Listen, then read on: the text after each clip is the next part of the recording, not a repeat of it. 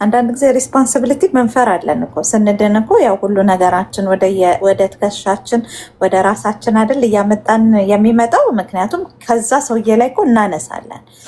መዳን ስንጀምር ምን እንላለን? ስለ ሁኔታው ራሱ ለምሳሌ ሰውየው መጥቶ ይቅርታ ራሱ ባይጠይቀን እኛ በቃ ያ ይቅርታ አያስፈልገንም ለራሴ ራሱ እቆማለሁ እስከ ማለት ድረስ ነው እንግዲህ መሄድ የሚኖርብን መዳን ሲኖርብን አይደል። ያችን ስራ ራሳችን ላይ መስራት እኮ አንፈልግም። ያችን ሪስፖንሲቢሊቲ መቀበል እኮ አንፈልግም። ምንድነው ሁልጊዜ ያንን ህመማችንን በአንቀልባ አዝለን በቃ ስንባል መኖር ነው የምንፈልገው። እሷማ ምስኪን በቃ ተከድታ፣ እሷማ እንደዚህ በቃ ወድቃ፣ እሷማ እኮ እየተባለን ነው መሄድ የምንፈልገው እና ሁልጊዜ ይሄ ሰበበኛ መሆንን በቃ ልብሳችን አድርገው ነው መሄድ የምንፈልገው። ዛሬም ይሄንን ቶፒክ ያመጣሁበት ምክንያት በጣም ብዙዎቻችን ያልዳን ነው መፍትሄ ሳይኖር ቀርቶ ሳይሆን ኦር ደግሞ ወይዎች ሳይኖሩ ቀርተው ሳይሆን እንደው በቃ መልቀቅ ስላቃተን ይዘን በቃ ጭብጥ አድርገን መፍታት ስላቃተን ነው። እንዴት አድርገን እንፍታ፣ እንዴት አድርገን እንልቀቅ የሚለውን እንድናወራ ነው የፈለግኩት። ዳንዬ ወደ አንተ እመጣለሁ። እንግዲህ 10 ፖይንቶች አሉኝ ብለሃል። እሺ 10 ፖይንቶቹን እንስማ። መልካም ታንኪዩ። ምንድን ናቸው ምክንያቶቹ ወደሚለው ነው እንግዲህ ይሄ ዲፐር ሪዘን የሚባሉት ጥልቅ የሆኑ ምክንያቶቻችን ምንድን ናቸው? አንድ ቦታ ላይ ስተክ ያደረግነው ከፔን መውጣት ያልቻልነው የሚለውን ነጥብ አንዳንድ ነጥቦች ማየት ፈልጋለሁ። አንደኛ ብሬን፣ የእኛ ብሬን ማለት ነው ራሱን እኛን ፕሮቴክት የሚያደርግበት መንገድ አንዱ ይሄ ነው። በቃ ብሬን ኢዝ ፕሮቴክቲንግ። በቃ አእምሯችን ያለው ነገር ብሬናችን ምን እያደረገን ነው? እየተቆጣጠር ምንድን ነው የሚቆጣጠረው? ባይዘዌ ለብሬኑ ምንድን ነው የተደረገው አክት እኛ እየኖርንበት ያለን ልምድ ለሱ ምንድን ነው? ብሬን ሶርስ ኢቨንት አዝ ትሬት ቱ ፕሪቨንት ኢት ፍሮም ሃፕኒንግ አጌን። አእምሯችን ለምንድን ነው ያን ነገር እንዳለቀው የሚፈራው? ሌላ አዲስ ነገር እንዳንሞክር የሚከለክልልን መሰላቸው? እንደዚሁ አይነት ከባድ ነው ሊመጣብህ ስለሚችል የኛው ይሻላል ብሎ እዛ ውስጥ ስተክ ያደርገናል። አዲስ እንዳንሞክር በቃ ከወጣን ከባድ ነው የሚል ነገር ስሜት ይሰማና እዛው እንድንቀር ስተክ እንዳደርግ ያደርገናል። ብሬን ሁሉ ጊዜ ብሬን ያታቸው ከሆነ ጠዋት ተነሽ ስፖርት ሰራለሁ እስቲ በሉ ሁላችሁም። ጠዋት ስትነሱ ከሞ ቃልጋ ላይ እባክህ ብርድ ነው ምን አለ አረፍ ብትል። አሁን ወጥተህ ምን ታደርጋለህ? አንድ ቀን ብትቀር አትሞት። ብዙ ትግሎች አሉ በውስጣችን። ለምሳሌ ገንዘብ አስቀምጠው የማያውቅ ሰው ገንዘብ ማስቀመጥ አለብኝ ሊወስና ሲያስቀምጥ ምን ይለዋል መሰላችሁ? 1000 ዓመታት ትኖር ይለዋል። ምንድን ነው ይህን ያህል መስገብገብ ይለዋል። እና ራሱን የቻለ ንግግር አለው አእምሯችን የሚያወጣውና እዚህ ጋር እንደሚለው በቃ ይሄ ይሻላል እናቴ ከዚህ የባሰስ እንዳለ አርፈ ቁጭ በል አይነት ነገር ነው የሚለን አእምሯችን። ነምበር 1። ነምበር 2 the pain was never processed። ምን ማለት ነው? ፔን ፕሮሰስድ ከተደረገ በስነስርዓት አውቀ ነው የሚገባን በአቅማችን ከቻን በአቅማችን ቀደም ዛኔ እንዳለች ከኛ አቅም ውጭ የሆነውን ደግሞ በፕሮፌሽናል ሰዎች እርዳታ እንድናገኝ ፕሮሰስድ ከተደረገ ከኛ እየለቀ እየወጣ ነው የሚሄደው። ፕሮሰስድ በደንብ ስለማይደረግ ነው ውስጣችን የሚቀመጠው የውስጥ ለቅሶ ሆኖ የሚቀረው። አንድ ነገር ፕሮሰስ ከተደረገ ካወቅ ነው ከተረዳ ነው ሂደቱን ተመልክተን ማድረግ የሚገባን ካደረግን ከዛ ሲስተም መውጣት ሁሉ እንችላለን። ለምን ገብቶናል፣ ፕሮሰስ ተደርጓል፣ አልፏል፣ በቃ ወደፊት መሄድ እንችላለን። እንደዛ አሁን ፋብሪካ ውስጥ ታቸው ምርት ሲገባ ታቸው መጀመሪያ ፕሮዳክቱ ይገባል፣ ከዛ ይታሸጋል፣ ከዛ ማህተም ተደርጎ በዛኛው ይወጣል። በቃ ምርት ሆኗል ለኛው። እንደዚህ መውጣት አልቻለም። ያ ፔን ማለት ነው እዛ ውስጥ ነው በቃ ፋብሪካ ውስጥ ቁጭ ብሏል። በቃ ምናልባትም ታሽገው ይሆናል፣ ምናልባትም ማህተም ተደርጎ ግን አልወጣም ከፋብሪካ ሞተር ውስጥ ማሽን ውስጥ ነው ያለው። አንዳንዴ የኛ ፔን ልክ እንደዛ ነው። ፕሮሰስ ያልተደረገ ፔን እንዳንወጣ ይከለክልናል ማለት ነው። ሌላ አይደንቲቲ ጌት አታች ቱ ዘ ውንድ ይላል። ከባዱ ነገር ይሄ ነው። ህመምን ከማንነት ጋር ከተጣበቀ ከባዱ ነገር እሱ ነው። እኔ እኮ ያነኝ ትላላችሁ። በቃ ለምሳሌ እድል እኮ ነው የለኝም የሚል ሰው አጋጥሟቸዋል። እኔ እኮ መቼም አያልፍልኝ የሚል ሰው አጋጥሟቸዋል። ራሱን ዲፋይን አድርጓል ይሄ ሰው። በቃ ከማንነቱ ጋር ይወጣል፣ ከራሱ ማንነት ከአይደንቲቲ ጋር አጣብቆታል። ይሄን ሰውዬ ከዚህ ማላቀቅ ጊዜ ይወስዳል። ለምን? አይዴንቲቲው አድርጎ ተቀብቷል። ፔንን አይዴንቲቲ አድርገን ከተቀበልነው ልብ በሉ እኛነታችን ውስጥ የገባ ከኛ የማይለይ እንደ ስጋና ደም ሆነ ማለት እኮ ነው ፔን። በቃ እኛ ከዚህ ብሎ እያሰቃየን ይኖራል፣ አንለቀውም በቃ። ስለዚህ ከአይዴንቲቲ ጋር የተጣበቀ ፔን ወደ ውጭ ወጥቶ ወይም የተለየ ለውጥ ማውጣት አይቻልም። ባይ ዘ ዌይ ፔን ቢካምስ ፓርት ኦፍ ሃው ሳምዋን ዲፋይን ዘምሰልፍ ነው የሚለው።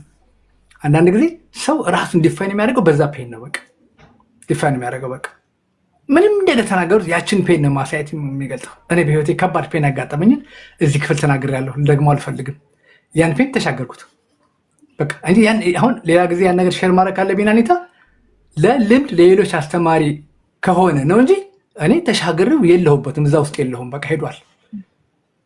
በወቅቱ ግን አሁን ባፍ እንደማወራው ቀላል ነበረም። ለማናችንም የምናሳልፈው ችግር ከባድ ሊሆን ይችላል። ግን ምንድነው ከተሻገርኩ በኋላ እኔ ያን ሼር ማድረግ ካለብኝ ለትምህርት ነው፣ ለሰዎች ትምህርት ከሆነ ብቻ ነው። እኔ እዛ ውስጥ አይደለሁም፣ ወጥቻለሁ ማለት ነው።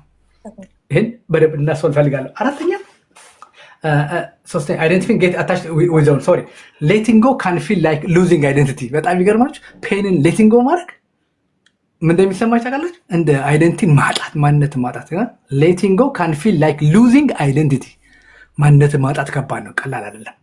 ስለዚህ ማንነቴን ከማጣ ከነስቃዬ ልቀመጥ ብለን አስረን ቆልፈን እናስቀምጠዋለን ማለት ነው። ይሄ በጣም ሰዎች እንዳይወጡ እየጎዳ ያለው ነገር ነው። አራተኛው ሪፐልሽን ኮምፐልሽን የሚባል አለ በሳይኮሎጂ። ሪፐልሽን ኮምፐልሽን ምንድን ነው? ህመም መሆኑን እያወቅን ነው ህመም መሆኑን እናውቃለን። ፔንፉል ነው፣ ግን አብረን ነው የምንኖረው። ከዛ ጋር መውጣት አንፈልግም። ከዛ ሪፐልሽን ኮምፐልሽን ገብታችሁ ጎግል እንድታደርጉ ትፈልጋለሁ። በሚያስገርመው ብዙ ላክ ሰፖርት ሰዎች ከፔናቸው የሚያወጡበትና እርዳታን ያለማግኘት። ባይ ዘ ወይ እርዳታን ለማግኘት የእነሱም ጥፋት ሊሆን ይችላል። ሰዎች ሊረዷቸው ሲመጡ ኖ አልፈልግም፣ በቃ እኔ ጥሩ ነው ያለሁት፣ እግዚአብሔር ይመስገን ጥሩ ነው ያለሁት ይላሉ። አንዳንዶቹ በጣም መጥፎ እያሉ ማለት ነው። እና ላክ ኦፍ ሰፖርትም አንዳንድ ጊዜ ሰዎች ከፔናቸው ጋር ከፓስት ፔን ጋር ተጣብቀው እንዲኖሩ በጣም ያስገድዳቸዋል። ስምንተኛ አንፎርጊቭነስ ነው። ከዚህ በፊት ብዙ አውርተነዋል። ይቅር አለማለትን። የዛሬ 20 ዓመት የተበደሉ ሰዎች 20 ዓመት በደል ይዘው የሚሻገሩ ሰዎች አሉ። ታውቃላችሁ? የዛሬ 20 ዓመት ያደረገኝ አክስትሽ እኮ የዛሬ 35 ዓመት ያደረገችኝ ብለው ዛሬ የሚናገሩ ሰዎች አሉ። የ35 ዓመት ያህል ተቀምጠው ተሸክመውታል ማለት ነው። ምን ያህል ከባድ ነው አስቡት። ፔንን እንደዚህ ይሄ አንፎርጊቭ አለማድረጋችን ከዚህ በፊት ተናግረነዋል። አንፎርጊቭ አለማድረግ የሚጎዳው አንፎርጊቭ ያላረገውን ነው። ካረገው ይልቅ አንፎርጊቭ ያላረገውን ሰው ነው የሚጎዳው። ኦኬ ለምን ውስጡ ያስቀምጠው ነው። እንደውም አንዳንድ ሰዎች የሚላሉ ይቅር ማለት ራሴን ከስሜታዊ እስር ቤትና ባርነት ነፃ ማውጣት ነው የሚሉ ሰዎች አሉ። እኔ ሰውን ይቅር ስል፣ እኔ ዘኒን ይቅር ስል፣ ናኒን እኔ ኤልፍን ይቅር ስል ራሴን ካሰርኩበት ጨለማ ወይ መጥፎ ስሜት መፍታት ማለት ነው። እነሱ መፍታት እኔን መፍታት ነው። ለራሴ ጤና ለራሴ ሰላም ሲባል ነው ያን ነገር ማድረግ ያለብኝ እንጂ ለናኒታና ለእልፍ ወይ ለሌሎች ሰዎች አይደለም። መጀመሪያ ለራሳችን ነው የምናደርገው። እና ይሄ አንፎርጊቭነስ ፔንን ይዘነው እንድንሻገር ረጅም ዓመት ከፔን ጋር እንኖር ያስገድደናል ብዬ አስባለሁ። ዘጠነኛ ዘ ፓስት ፊልስ ፋሚሊያር ይላል። እዚህ ጋር በጣም የሚገርም አባባል ነው። ያለፈው በቃ የተለመዱትን ለምደነዋል። በቃ አዲስ ከመጀመር ይልቅ የለመድነው ነገር ላይ መቆየት በቃ ይሄ አውቀዋለሁ፣ በቃ ህመሜን ራሴ መሸከም እንዴት እንደምችል አውቃለሁ፣ በቃ ከህመሜ ጋር መኖር እችላለሁ ብለን ማመን ፋሚሊያር አድርግ። ለምን ህመምን ምን አድርገናል? ፍሬንድ አድርገናል። አብሮ የሚኖር ከኛ ጋር ጓደኛችን ምንም በቃ እንዲያውቀነዋል ቢጎዳንም እንደዚህ ስሜት ፋሚሊያር የመሆን ስሜት አለ። ለምን ብዙ ጊዜ እኛ ጋር ሲቆይ ምን እንደሚሆነው አስቡ። ያ ነገር በቃ የህይወታችን አንዱ አካል ይሆናል ማለት ነው። ስለዚህ በተገኘበት ነገር ሁሉ ያችን ነገር ማንጸባረቅ እንሞክራለን። እንዲሆኝ ህመም እኮ ፔኑ አለ፣ ልብ በሉ። እንዲሆኝ ብለን የምናወራው ከህመም ወጥተን ከሆነ ለማስተማር ነው። ቀደም ተናግሬዋለሁ። ህመሙን ይዘን በየወቅቱ የምንደጋግመው ከሆነ ህመሙ አቅም ያገኛል። ይገርማቸዋል። ለምን ሁሌ ተነሱታላቸው፣ በቃ ሁሌ ህይወት ሰጡታላቸው፣ ሪቫይቭ እንዲያደርግ ታርጉታላቸው። ያ በጣም እኛን የሚጎዳ ነገር ነው። በጣም አስረኛና የመጨረሻው ዘ ነርቨስ ሲስተም ኢዝ ዲስሬጉሌትድ ይላል።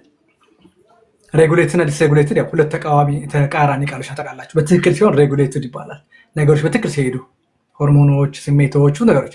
ከዛ ውጭ ሲሆን ዲስሬጉሌትድ እና በትክክል ያለ መሆን በቃ ለብዙ ነገሮች በቃ ትሪገር ካን ኮዝ ስትሮንግ ኢሞሽናል ሪስፖንስስ። ብዙ ጊዜ ትሪገር አይታቸው እንዴት ነው ብድቅ የሚያደርገን የሆነ ነገር ሲሰሙ አንዳንድ ሰዎች ታቸዋል። ያቺ ፔን የነሱ ፔን ያለባቸው ሲሰሙ ያለቅሳሉ ወይ ይጮሃሉ። ለምን? ያቺ ፔን የምታደርጋቸው ትሪገር ታደርጋቸዋለች አለ። ኖርማል ሬጉሌትድ አልሆነ ነገር ሁልጊዜም ነው። ዲስሬጉሌትድ የሆነ ነገር ባላንሱን አይጠብቅም፣ በውስጣችን ረብሻ ይፈጥራል ሁልጊዜ ማለት ነው።